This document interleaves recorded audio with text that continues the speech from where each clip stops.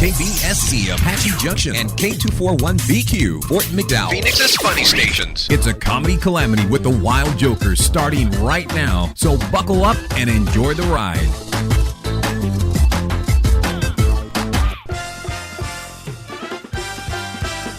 And good morning and welcome to the Wild Jokers. I'm Len. He's Brad. Good morning. We got our new fancy intro going I know. today. I love it. That's pretty cool. Thank you, Bill It Pettis. saved us like 7 seconds in the morning. It saves me a lot of wind here Saturday morning. I'm I know. exhausted from the weekend and last night, so it's just one of those things. But welcome to Wild Jokers. I'm so excited about this show. Oh boy. Because this is our retro tribute to game show hilarity. Yeah, game shows of yesteryear. Yesteryear, yeah. We're catching up this episode of Wild Jokers Ridiculous. with Mr. Bob Eubanks and Mr. Wink Martindale. And if you don't know who that is, I don't know what kind of rock you've been living under. You've been living under a rock big time, and we're going to call you out on that one. But here's something that is just so cool about this show is... You're not excited or anything. I'm so excited because... Do you need a moment alone? Growing up, Bob Eubanks, of course, is most known for the Newlywed Game and him coining the word whoopee. And then, of course, Wink Martindale from Tic-Tac-Toe fame Right. and so many other. I mean, he was on such a laundry list of game shows, too. You know, it's funny because we were talking earlier about, when we were little kids and used to stay home from school sick and you got to watch all this stuff. I mean, think about that. How I cool is that remember. we were talking to the guys we used to watch on TV when we were Of like course. 7 years old. When I was about 4, 5, 6 years old, I would be staying home sick with Grandma Right. at her single wide in Canoga Park, California, with the license plate in the back. But I would be watching. Wow, it's these amazing how shows. different it was. Meanwhile, I was staying home with the maid. Well, we had to call her the cleaning lady. She wasn't allowed to be called the maid because that was not nice. I'm on the other side of the Right. railroad You're tracks in the here, double, buddy. you're in the single wide. I'm home with the maid. That's pretty funny. I'm living the single white delight story here. But that's something that was so in the household growing up. I mean, we're roughly, we're both, I'm approaching 40. You're in your 40s, early 40s age. Next week, 42. Happy birthday to you Soon, early. yeah. But this was such a part of our pop culture growing up. It's so cool that we're talking to these guys. And today. also one other thing, though, and I definitely have referenced this off mic in conversation with you. Game shows just don't have the silliness they They're once not do. the same. They're not no. as tongue-in-cheek. And you know what else? They don't have the same kind of gaminess. Like, with the exception of Price is Right, Right. there really isn't much physical aspect to it anymore. You know what I mean? And we chatted about this in previous shows of the Wild Jokers about just even you reference like Richard Dawson, for instance. How Oh, he'd be yeah. making out, and he was half lit out Of there. course. He was a mess, I mean, but he was a genius at the same time. Yeah, and then of course Chuck Woolery with his style, which Right. we'll be catching up with soon. We were talking Right. to his people and everything. He's doing a lot right now, actually. That just I out can't and believe about. how much all these guys are doing, you know? And they won't stop. Right. I mean, these are guys, and that's one thing about Bob Eubanks and Wink Martindale. Besides the fact they're legendary game show hosts, they're public speakers. They produced music. They've actually had written word type pieces. Right. and They've different had things. Billboard chart hits. I mean, come on. They've just It's like, done who about knew everything. all that stuff? And that's the thing we're exposing in our interviews on this show. You said Wild Jokers. exposing. We're exposing what they've Yeah. done in their Just career. keep your pants on. I'm keeping my. There's no I pants know you're policy really here. I know you're really excited. There is a no pants policy. I at the don't know studio. about you. Well, you Is can't that see why under- you're wearing a skirt? You can't. I'm not wearing a skirt. You can't see under the console. Stop it. Well, why don't we I'm do probably this? glad I can't see under the console. Why don't we segue, because we did catch up with Mr. Bob Eubanks earlier in the week. Why don't we just segue right to that interview right now? And welcome to Wild Jokers Radio here. Brad, this is very exciting. We are doing our tribute show, to game show history and hilarity in game shows. Yeah, it's really exciting, actually. And it is. And to me, this is actually, as a child growing up of game shows in my household, we were kind of talking about our grandparents and families, and just it's a family fun fest of game shows. But this, to me, was the Newlywed Game was the ultimate show. And it brought the word whoopee to the forefront in my life. I was a little boy going whoopee all the time, and it was great. Right. So we have to, first guest on the show, bring in Mr. Bob Eubanks. Bob, welcome to Wild Jokers. How are you? You had a very boring childhood, didn't you? Well, it definitely taught me a lot of lessons in relationships in life and how to be and not to be. So I've only been divorced you're one supposed time. to be out playing baseball and soccer and things like that, and you're watching game shows? Yeah, I did, and that's why I fell Dude. into a radio career, and I kind of followed your role there.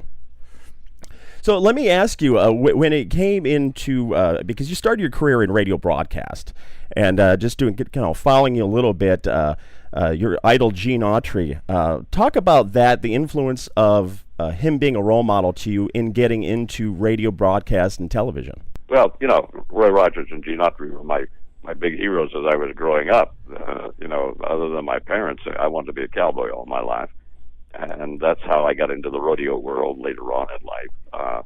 But game show wise, I didn't have any idea what a game show was. The only one I'd ever seen was What's My Line with John Charles Daly. And when Newlywed Game came along, they auditioned every disc jockey in town. Today they would audition the weathermen. But back then, that's funny. Yeah. It's interesting you bring that up because we were wondering, when you go from that transition to radio to TV, it doesn't seem like that happens anymore. No, it doesn't, because first of all, they happen to think that actors and comedians make good game show hosts, and I disagree with that, but that's okay. But my point is that when they came along, they auditioned every disc jockey in town. Like I say, today they would be the weatherman. Sajak was a weatherman. Letterman was a weatherman. Mm-hmm. But I got lucky enough to win the audition. God only knows why. Because, I had no idea what the heck I was doing. I really did not.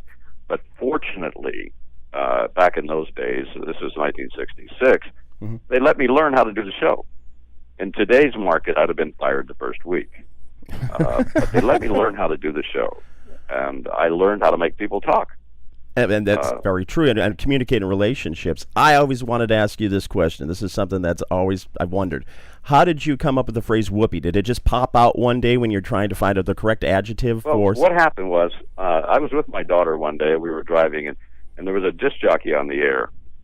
And I can remember what he said, boy, it's raining outside. I get horny when it rains. Oh, God. And my daughter looked at me, 10-year-old, and said, what does horny mean? Oh, boy. It made me so angry that I had to explain something like that to her because of this goofy disc jockey, that when we got down to Newlywed Game, I refused to say make love, even though every soap opera was using it, but I wouldn't say it. I didn't think you should have to explain that to your children until you were ready to do so.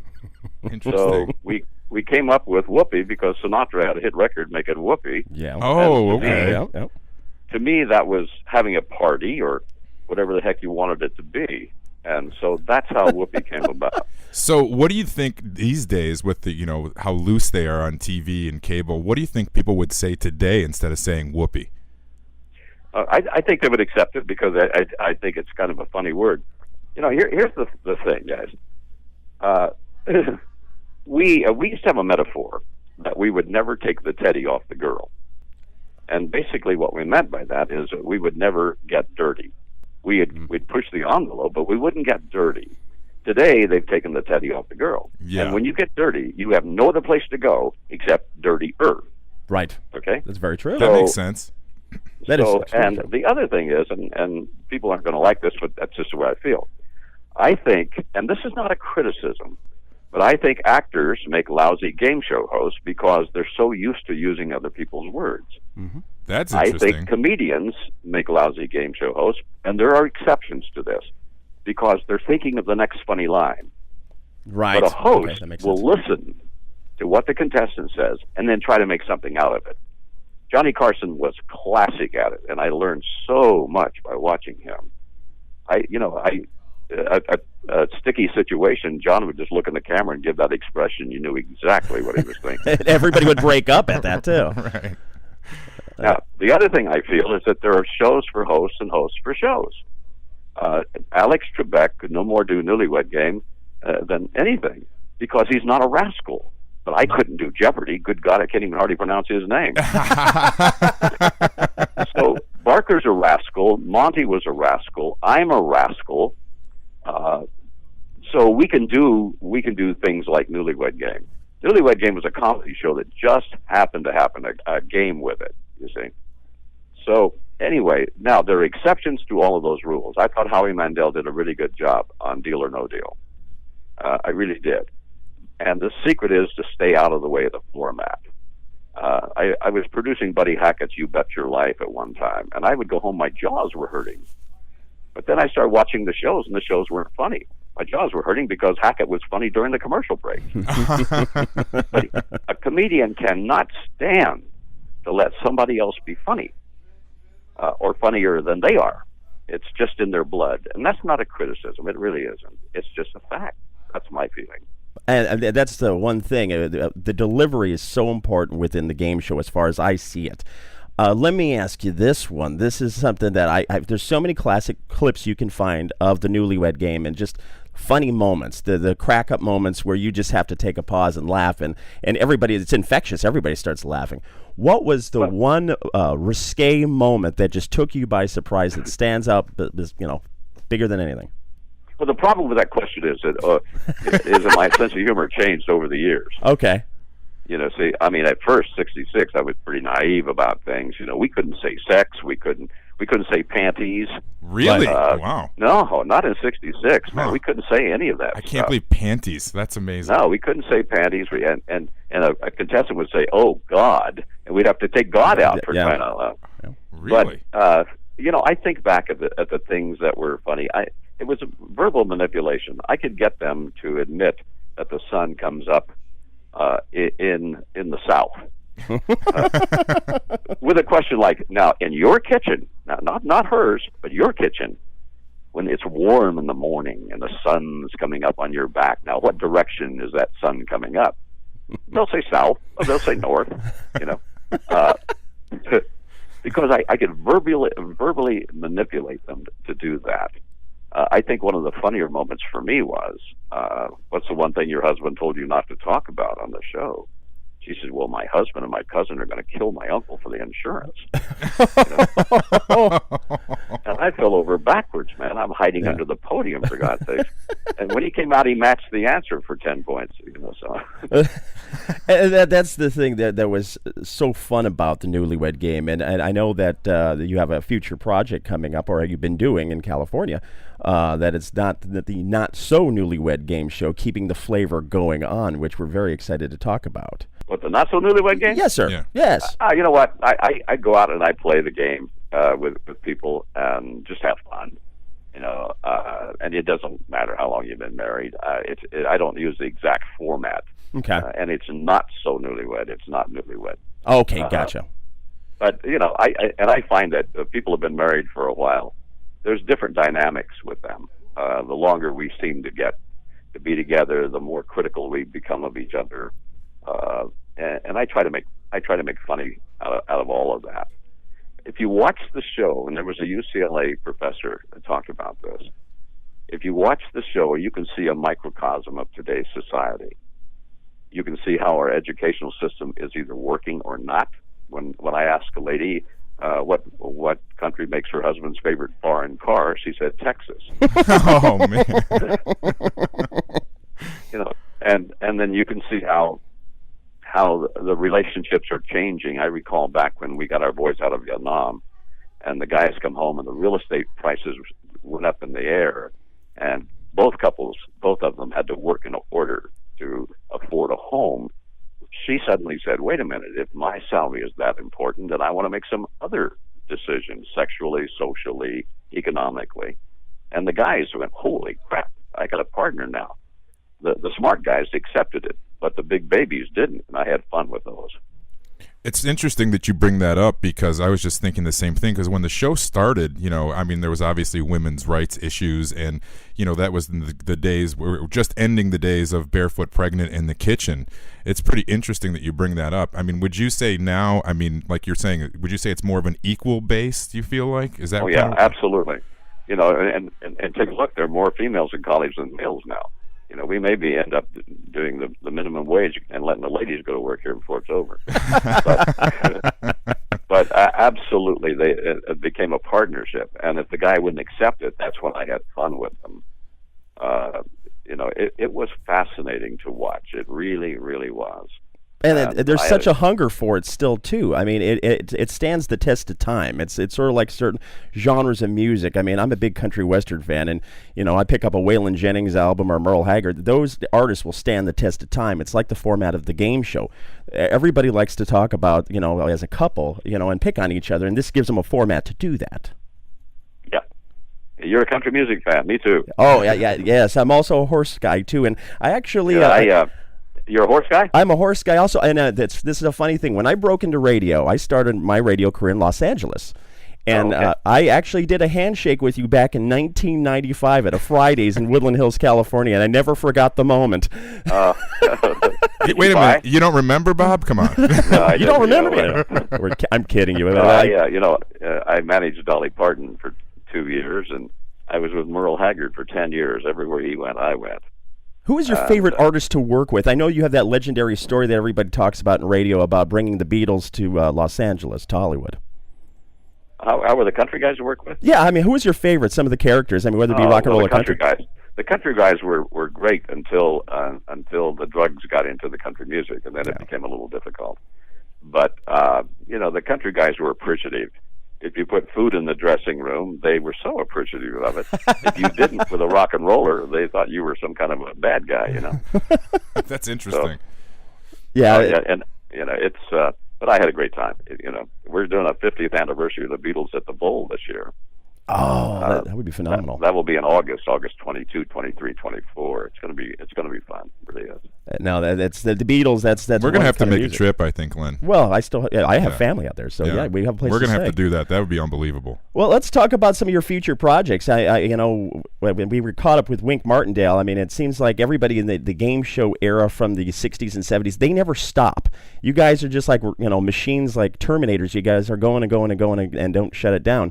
What else do you have going on project-wise, Bob? Well, here's my contention. If you rest, you rust, for one thing. Mm-hmm. And I think in order to be successful in life, you have to take what you know how to do and apply it somewhere else. If you stay home waiting for the phone to ring, nobody's going to hire us to do a game show today. It's just not going to happen, man. So what can I do? Well, I go out and I speak to corporate America. I have my stories, and I play not so newlywed sometime. But my major project right now is that, you see, my oldest son is 55, and my youngest is 10. Wow, really? That's a good spread. Holy moly.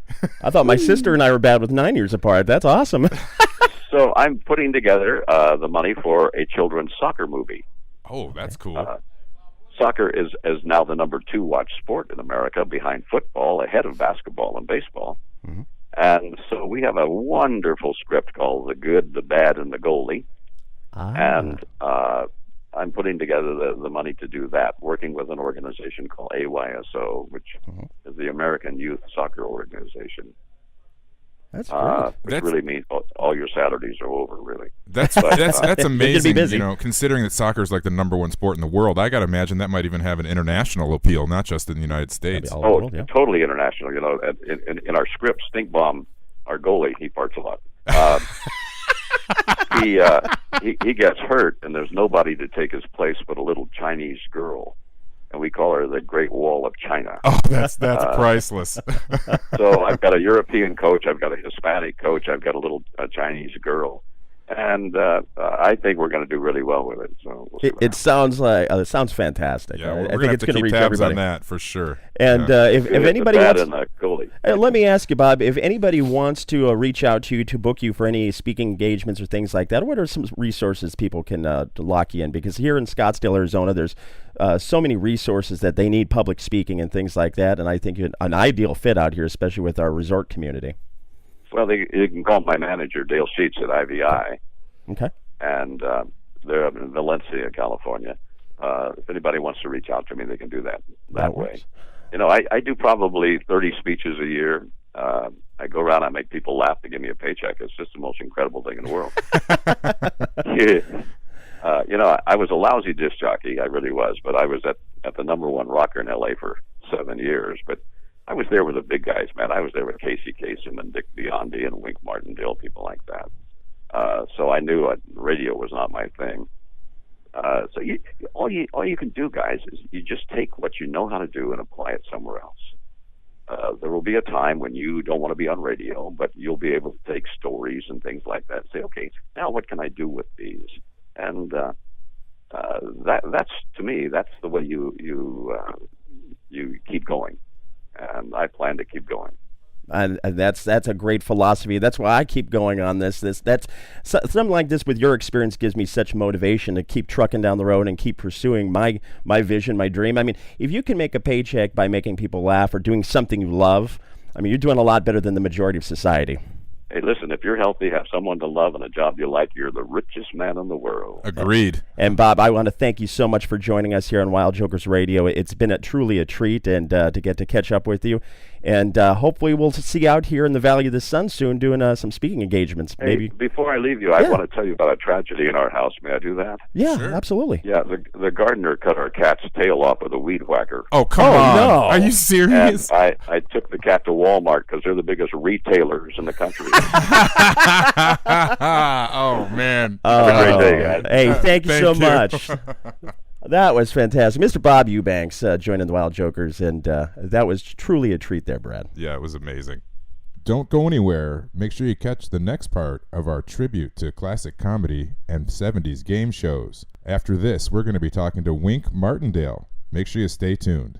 And we're here at Orangutan Home Services. If you need anything repaired, serviced, replaced on your home, these are the guys to call, 602-906-0111. And I'm here with Jordy. So, Jordy, what do you have for us today? All right, Brad, what we got for you today is summer's right around the corner. There's going to be a 100-degree day here shortly. Calling in today, mention the code BRAD, and tell us when you believe the first 100-degree day is going to be.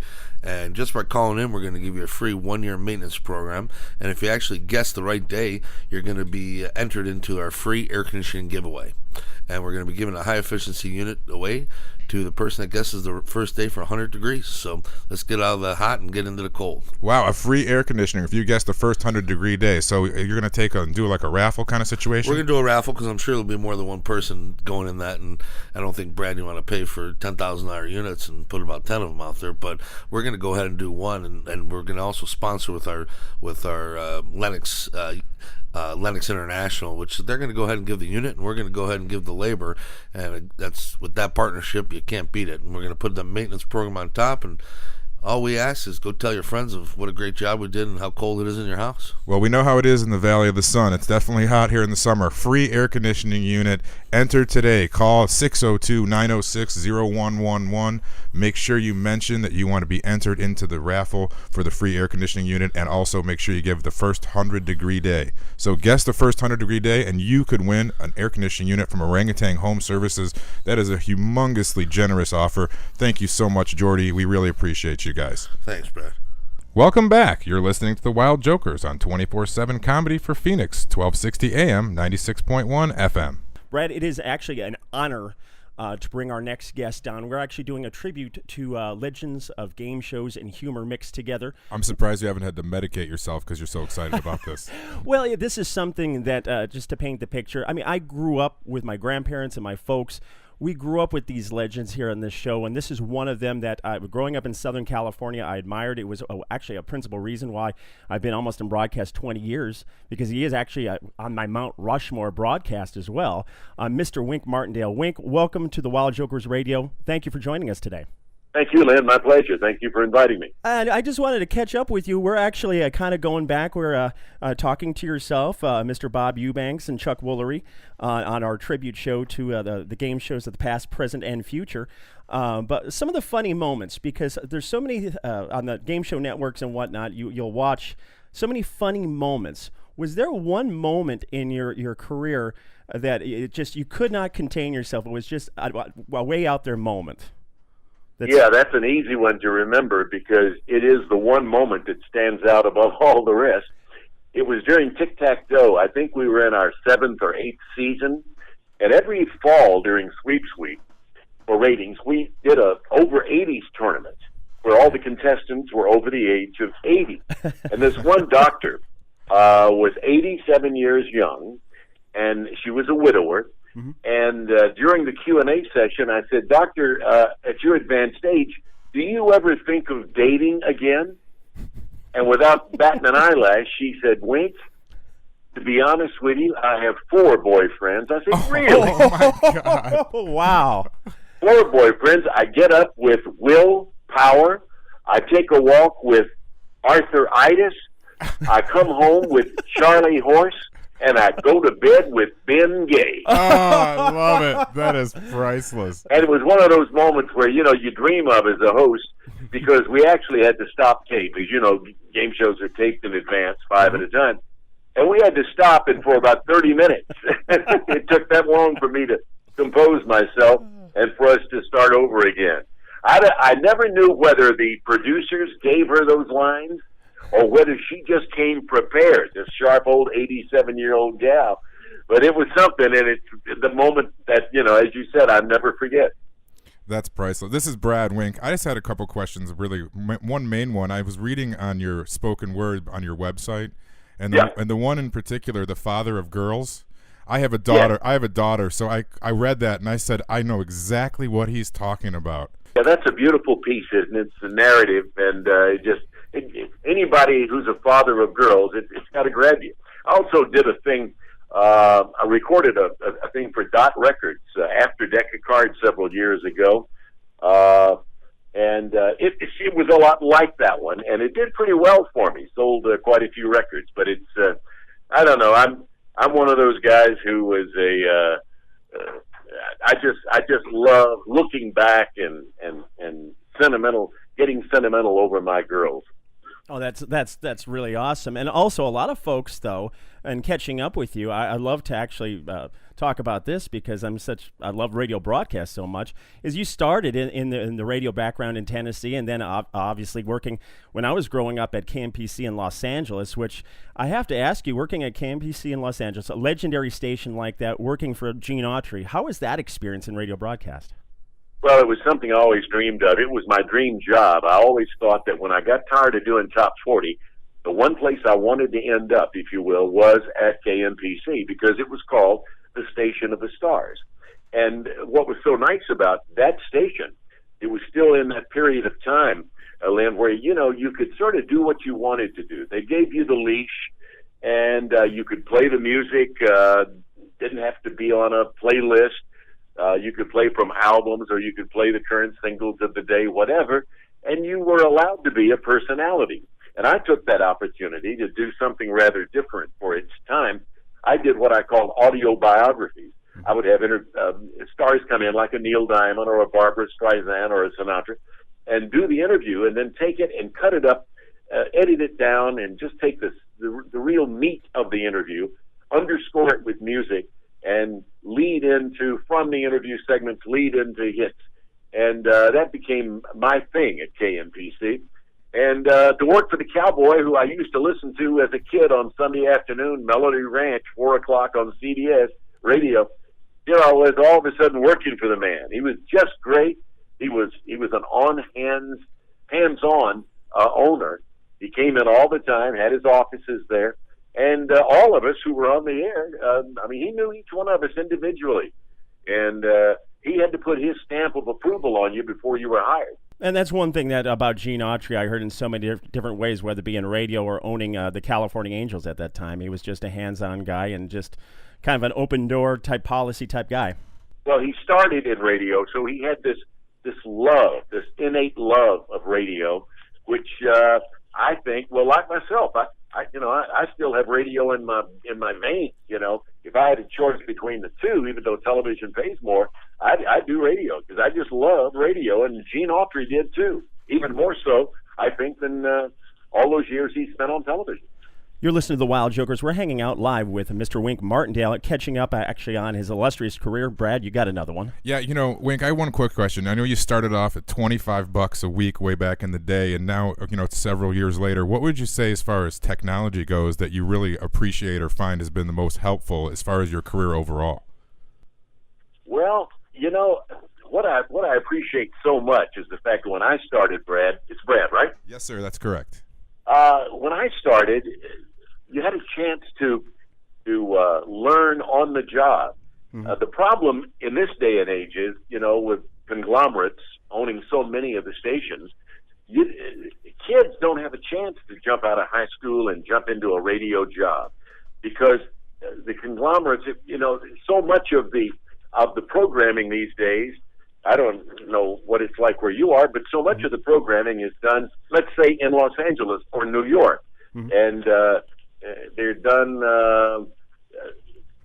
by people like myself for radio stations around the country. Right. And you just don't have a chance to ply your trade, to learn what you're doing, in a small town anymore. Right, and that's very true. interesting. Everything has gone so satellite, even in terrestrial radio. Where tracking is the word I was looking for. So much.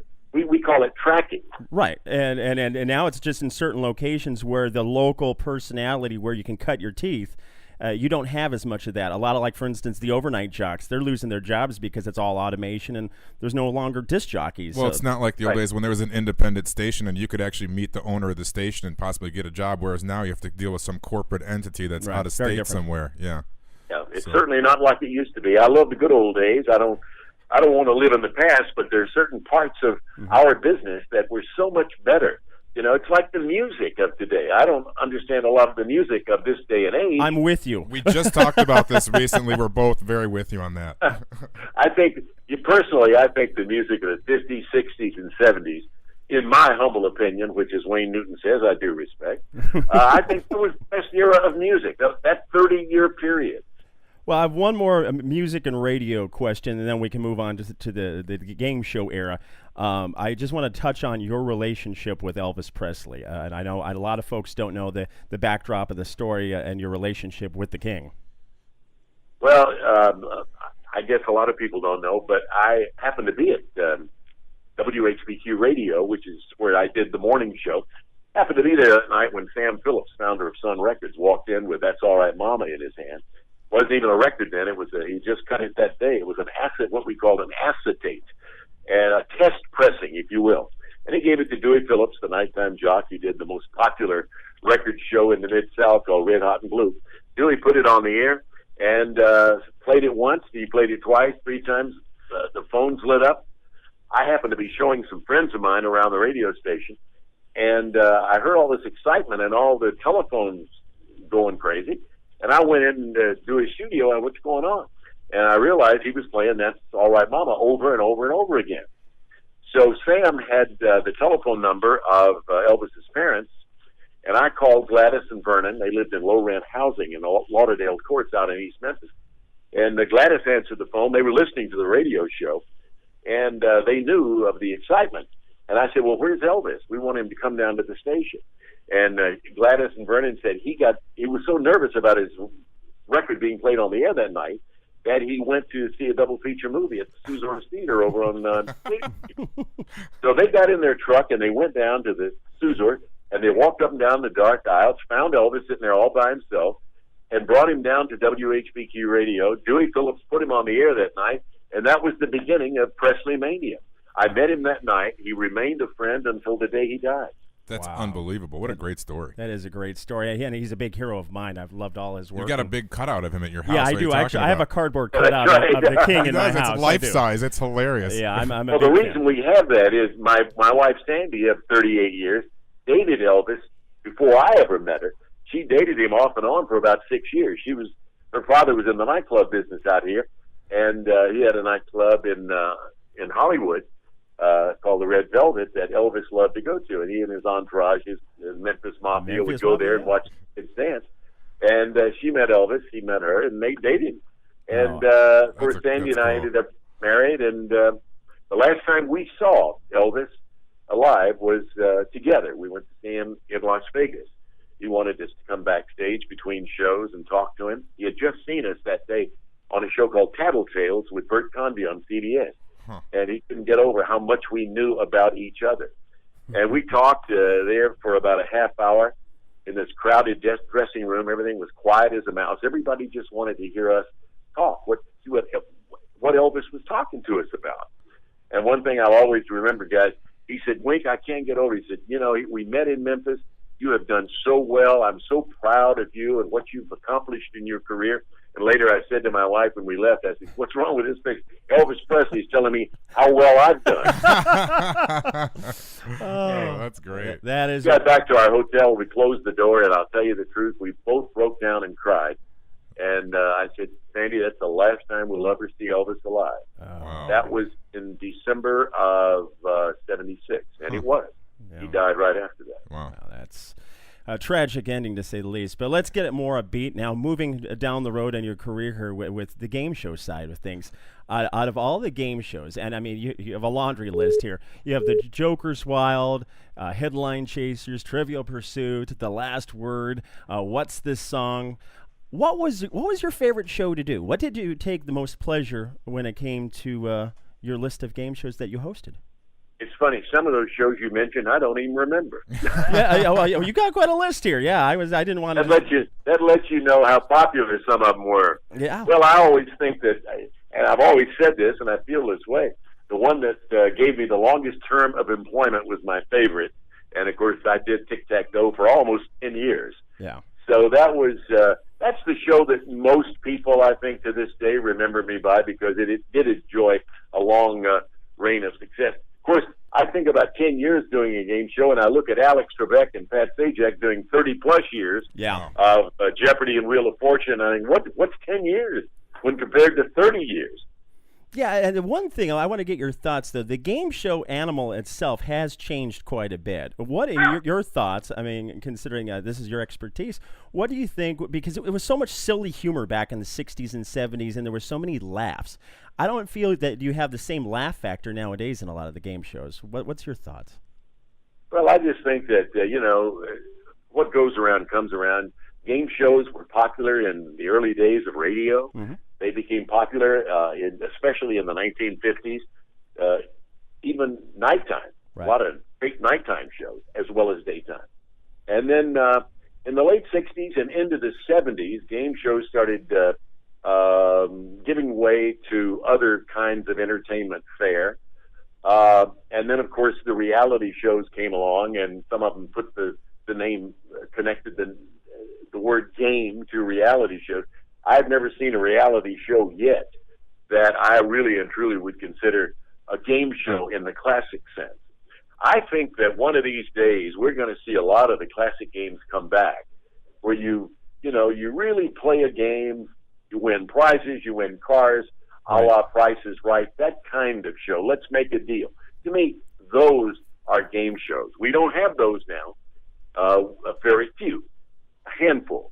But I think they'll come around again one of these days, because people love them. People love to be entertained. They love to watch at home, sit in their den, and play along like on Jeopardy and Wheel. And people love to laugh as well, especially some of the oddball things folks say. I think that's what they look for to kind of take them away from their day-to-day. Absolutely. Well, so I think they'll return, and I think it'll happen in the not-too-distant future. Hey, before we cut you loose, Wink, once again, thank you so much for your time today on Wild Jokers Radio here. Some of the projects you're doing now, I mean, as I said, you have a lot of different endeavors. I've been on your Facebook page. I've been on your website. You've got a lot of different things to promote. Talk about some of the things you're actually doing nowadays. Yeah, I've just gotten into the social media about 3 months ago, and I have a Facebook page, which I'm real proud of, and also Twitter every day. And I'm going to be doing a new digital game show for Game Show Network beginning in June. It's for their GSN Door 3 digital network, not for the Game Show Network. It's going to be called The World According to Wink.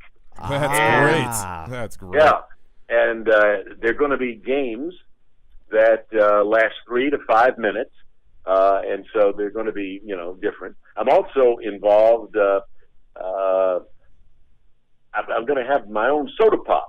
The Rocket Fizz soda pop and candy shops out here. I don't know whether you have any in Phoenix. Oh, we're going to have to get some out here. Right. Absolutely. Yeah, but I'm going to have my own soda pop, and that'll be out in around June as well. And then I just signed a deal to be the spokesperson for EasyLoans.biz, which is a loan company in Florida, and I'll be their spokesperson on radio and television. So, people ask me, do you ever think about retiring? And I said, well, what do you mean retire? I'm like Art Linkletter. I'm not tired. I'm not tired. That's a great attitude. I'd also like to mention that, what is it? WinkMartindale.net, your recording. Oh, yeah, WinkMartindale.net. I have my recordings on sale there. If anybody's interested, WinkMartindale.net. This is great. This is awesome. See, this is perfect. Right. And now, is that Wink? Is that your lovely wife, or? Yeah, that's she has. Okay. She keeps telling me things I ought to mention here before we get off. Well, say hello for me and Brad. Forget sometimes. I'm forgetting. You were forgetting winkmartindale.net, and on winkmartindale.net, which is his new website, because we were winkmartindale.com, but we went to winkmartindale.net, and on there is not only Wink's recordings, but his interview with Elvis Presley and a thing that he wrote called That Was Elvis to Me, which is quite popular, so people can digitally download that from there. Oh, that is great resource. That's my salesperson wife. Yeah, no, that You better keep her around. You got a good 1-2 punch there. Well, Absolutely. I've kept her around. She's kept me for 38 years. It's my yap. Well, thank you to the both of you for joining us on the show today. We really appreciate your time, and we'll catch up with you, especially with the soda pop deal that you got going. Maybe in June or so, we'll have you back on, and hopefully we'll get some of that out here in Phoenix, Arizona. Well, thank you, Lynn. Thank you, Brad. It's a pleasure to talk to you. Thank you for including me in your Salute the Game show. Absolutely. You have a great day. That was the one, the only Mr. Wink Martindale. Legendary. Autobahn Mortgage, 602-980-LOAN. That's 602-980-5626. Call Autobahn Mortgage for all your commercial and residential mortgage needs. We are friendly, fast, and efficient. 602-980-LOAN. You can also see us on the internet, www.autobahnmortgage.com. Call us today, 602-980-LOAN, 602-980-5626. And it's Orangutan Home Services, featuring heating, air conditioning, home security, plumbing, and much, much more. Call them today, 602-906-0111. Orangutan Home Services, 602-906-0111. Call us today. And it's that time once again for Brad to beat the street. And as he's sipping coffee, he's preparing to beat the street. Brad, start beating it. It's a good thing we're talking about me drinking coffee to beat this. Well, it's early in the morning. I mean, I'm only on my second cup, but I think and I every need about time you third, start a fourth, segment with fifth. you're gonna you knock somebody out of bed. Well, and that's what I'm trying to do. It's good morning. It's Saturday, of course. Yeah, oh yeah, just what they want. Well, yeah. I mean, I'm the human cup of coffee, as I was nicknamed in the past. Right. Oh, that's funny. So we got to beat the street. All the crazy things from the universe and local. Okay. And Brad always has it. You know, you got to explain this to me, Len. Maybe you can. I don't know. You've never had kids. I've had 2 kids. Not given birth. I don't I've have never kids given that I birth. know of. Right. Well, I've never given birth, but I've been with. Obviously, I've seen the process. Right. Have you actually seen it pop out? Oh yeah. Both Have you of seen? them. Have you seen the Both of birthday them. cake where there's the? I cut the cords on both my kids. No. dude. But have you seen those nasty birthday cakes that's floating around Facebook? It's a child's head coming out of that the area. Yeah, I think that was. That been is around just for a in little while. poor taste because It's- I've never it seen is pretty anything. nasty. Something's coming out smiling at you. You Did they know smile? what? I've never seen that before. It's funny because we are going to hell on Saturday This is morning. a whole nother show, but let's just say that one of my kids was born by C-section, and when her head popped out, that just gave away which one, obviously. And when her head popped out, her little nose, her little nostrils like flared, and I thought that was just priceless. So that was Really? it was like the Alien kind of thing. When it comes to trauma for a man, because I've never been in that situation. It's the where coolest thing ever. There's I've never trauma seen involved. birth. There's no trauma. No. But when it comes to the memory of it, what is harder on the database? Is it going the traditional way, or opening up the hood and doing the C-section? You mean as far as from the guy's visual standpoint? Yeah, the visual. What is nastier? Because both are pretty. One is like a full surgical procedure, so that's could depends on what your level for that stuff what is. you're going for. Like I said, it's when it's your kid being It's born. new. You I don't even mean, think about that stuff. I You really don't. I've Like never my been down honest that road. answer is I couldn't really give you an answer because I've seen it both ways, and neither way I would say is better I or worse. was outside the waiting room for one of my best buds, and all I saw was newspapers on the ground, and I saw the stuff that looks like ginger you put on your sushi hit the ground, and I ran away. And that's all I could deal with it. I said, enough, I'm out of here, gotta go.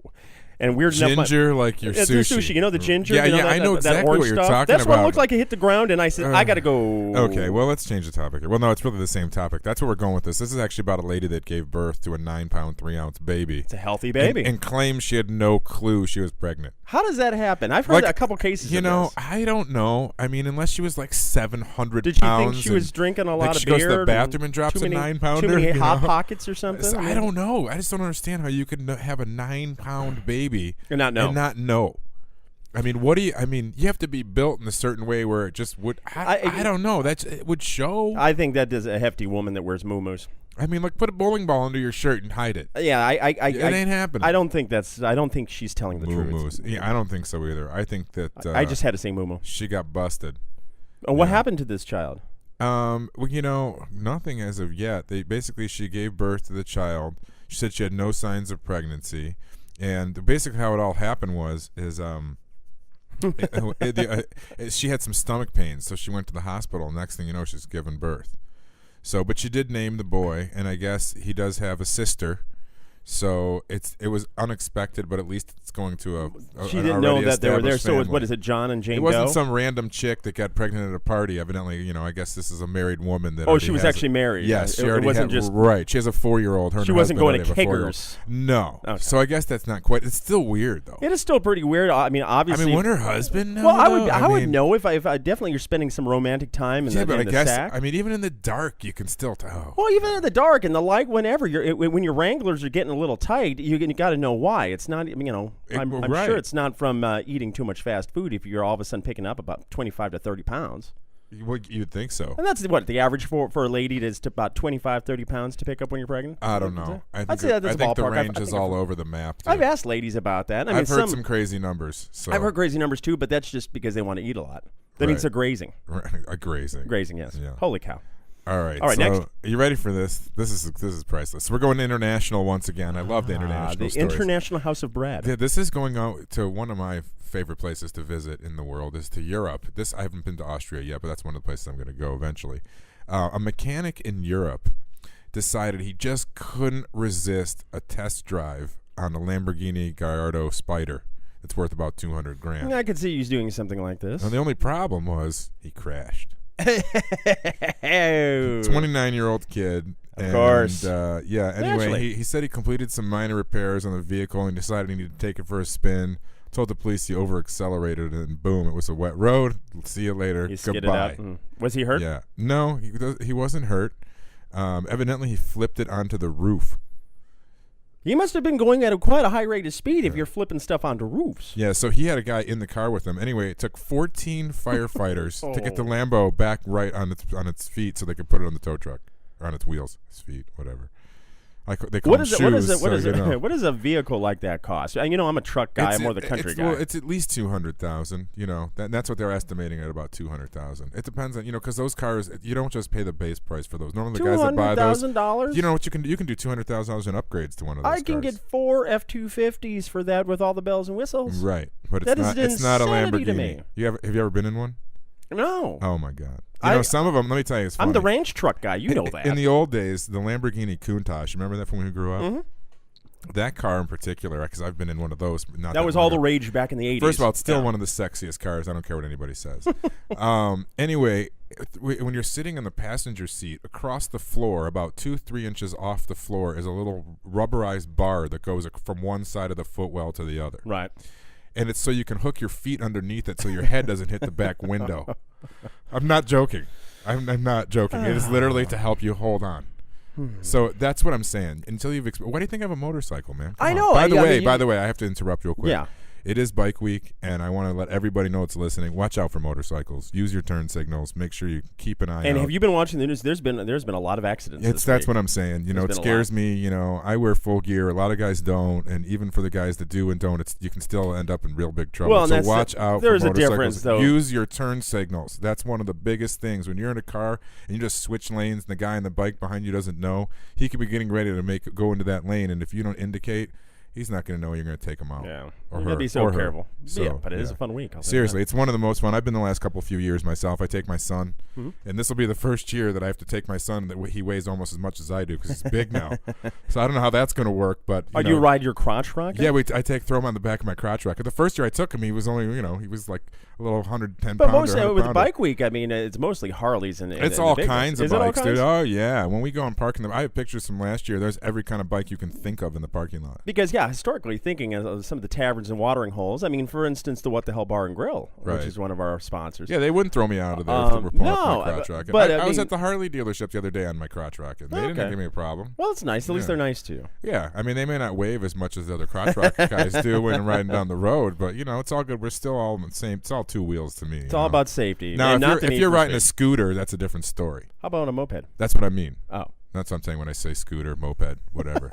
Did you ever have one of those? But yeah, when I was in high school. Did you really? Yeah, hell yeah. I had a really cool one. I had an Aero 50. It was pimp. I had a radio on it. See, that's funny just It right was- there. it was You just made ridiculous. people laugh at that. Well, you got to because, I mean, that's understand just silly. something, though. That was the thing back in the 80s. Those things were really cool back then. The things they're doing now, you got like 27-year-olds riding around these things. I was like 15, dude, When I was 16, I couldn't ride a car. I didn't have a car, so I rode my moped. I had a truck. That was one of the ways I had a job before I had my first car. That See, helped pay for it. I don't see my folks even permitting me to go out of the house like that. They gave me, I got my dad's old ranch truck, and a lot of steel around me. Go, and you can run into anything. It won't go too fast or safe. Safe. It's not like cruising around in a Lamborghini or a moped. Yeah, well, it's funny. you just really went the full gamut when it comes to vehicle transportation in this conversation. No, I I got one better for you. All right, keep going. And this is the names are not protected to save the innocent here. when I was younger, me and my friends. You're such a goofball. I know. Well, I mean, it's a story about when I was a kid, so it's not like I'm gonna pretend I know this my guy, gosh. because I'll end up saying something and you'll know it was me. Anyway, long story short, me and my friends when we were younger, back in the day, even in the moped days, we all got them when we were about 13, 14. Okay. But for some reason, we could never handle, because all our parents had pretty cool cars, and some of us had siblings with cool cars. Right. We always ended up taking their cars out when we were like 14, 15, and we never got in trouble ever. Thank God. I do not. I'm not a promoter of this. This is not something I recommend you do. But this was a long time ago, and things were different. But anyway, the funny part is that I was telling somebody that story recently, and they looked at me like I was nuts. I'm like, "What do you mean?" They're like, "You took your parents' car out?" And I'm like, "Doesn't everybody do that?" Not anymore. Right. And that's what I'm thinking. I've got so many things. There's no way my kid could get my car out without me knowing. There's no way I- nowadays, especially with like low jack and these tracking. Oh, with a GPS. See, we didn't have. That's GPS what. and That's everything. where I was going with this. Yeah. We didn't have GPS back then, so there was no way for them to know like where I went. Because now they have some of these cars have GPS where they can tell you where they were on their last trip. Right. Or where they are. You can log in on your computer and find out where the car is. I mean, there's some crazy stuff. Well, So, I mean, we have mobile tracking devices, cell phones, and everything. Yes, I mean, the old vehicles back in the day. I mean, we actually had to go to the mall and use the payphone in order to report it to mom and dad. What you doing? Exactly. So times have changed. Right. Well, yeah, that's what I was saying. We were talking about pagers back, and we were talking about that a couple of shows back when we were talking about pagers. That's what you used to have to do. You had the pager, but you couldn't. It's not like you had the cell phone. You had to stop at a payphone and call whoever it was. I do have one story I got to chime in to invade your beat on the street this week. It's all right because the last story I have is freaking hilarious. Well, but this one's pretty good too. I'm listening. And it's a local. This is an Arizona story. And it has to do, I'm a big Arizona sports guy, and you know that. I had no I idea, cheer for the mister. Diamondbacks, the I've Coyotes. never seen you without a Coyotes hat The on, Arizona I think. Cardinals are Right. my team. Wearing a This, Coyotes that. hat right now. Of course, I live in my Coyotes And hat. that's your Coyotes colored flannel, I noticed. Yeah, no, I'm always matching. Anyways, the Arizona Diamondbacks have just kicked off the season at Chase Field, and they have a new food item. Well, it's not a new food item, but it's a larger food item for a high price. I'm calling shenanigans on my beloved Arizona Diamondbacks. What Have you now? heard about this? The 18-inch corn dog. Oh, For something? $25. I they're did hear selling something this. vaguely about that, and I thought it was a joke. It is no joke, but for $25, 18 inches of corn dog. So that would be the if you think about it, a normal corn dog, that would be like 3 of them.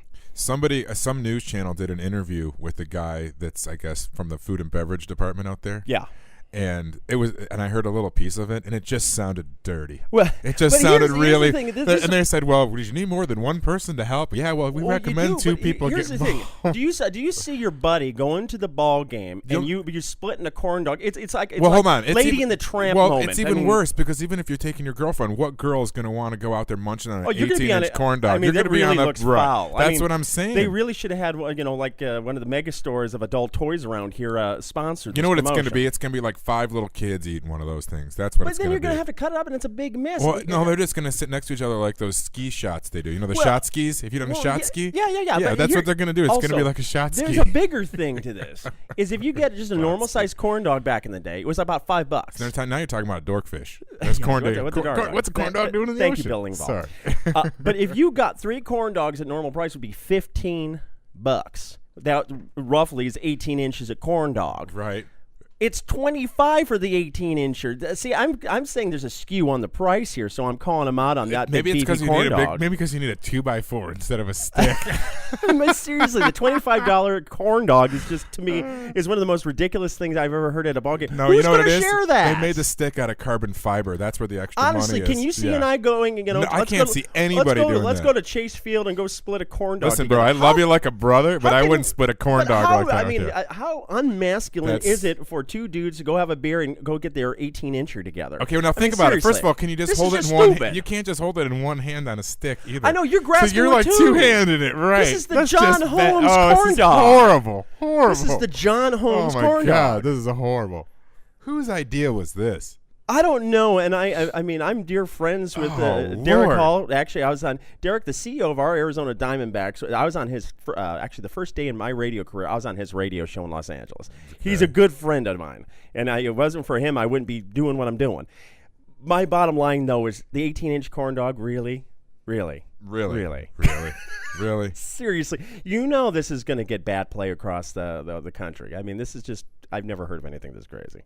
It's up there. Okay. Here's your last one. Okay, you ready for this? Yeah. Okay. Christopher Reeves was arrested in a Superman shirt. What? You're looking. I needed a reaction before I told you the story. Christopher Reeves was arrested for wearing a Superman shirt? Okay, as we all know, our beloved Christopher Reeves has long since passed. Obviously, this is not the same Christopher Reeves. This is a guy in Utah named Christopher Reeves.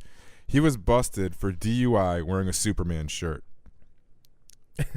He also ended up with meth charges, so I don't know. That's kind of interesting, huh? That's pretty sad. I mean, the name, and he's wearing a Superman shirt. Well, the thing is Christopher Reeve is the actual actor's name, and this guy's name is Christopher Reeves with an S on it.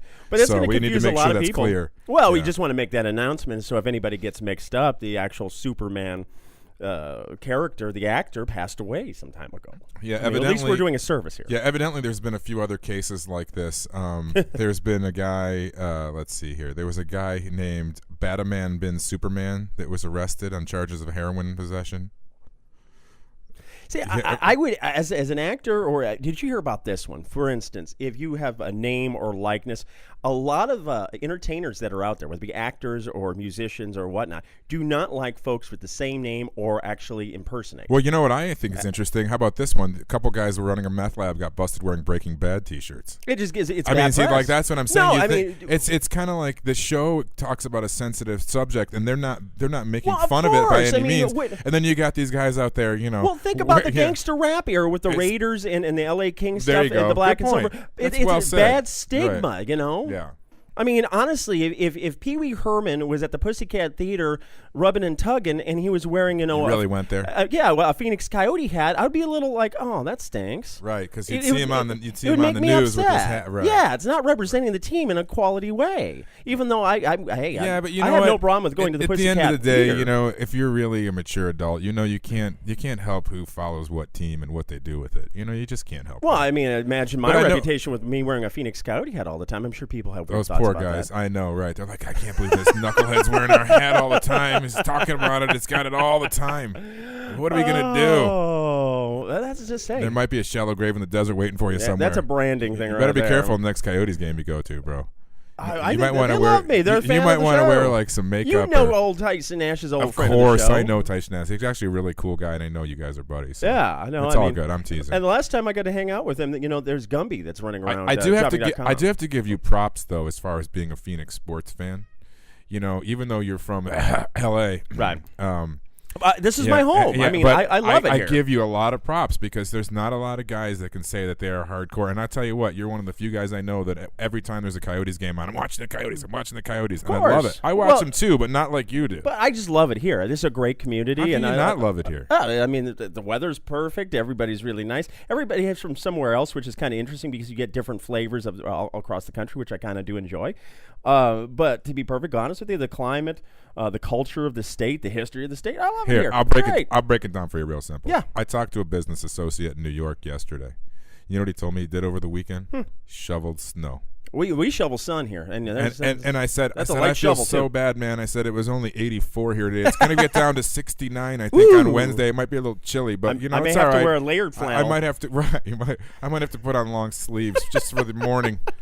I mean, really. So we're lucky. It's a good thing. Well, and that's the beat on the street. Thank you, Brad. Thank you, Lynn.